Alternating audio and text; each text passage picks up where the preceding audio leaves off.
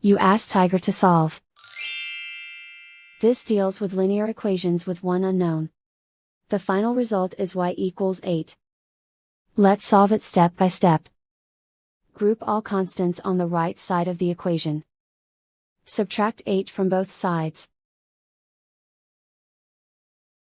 Group like terms. Simplify the arithmetic.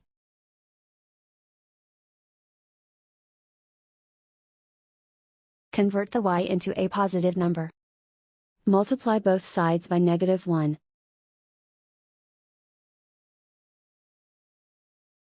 Remove the ones. Simplify the arithmetic. And so the final result is y equals 8.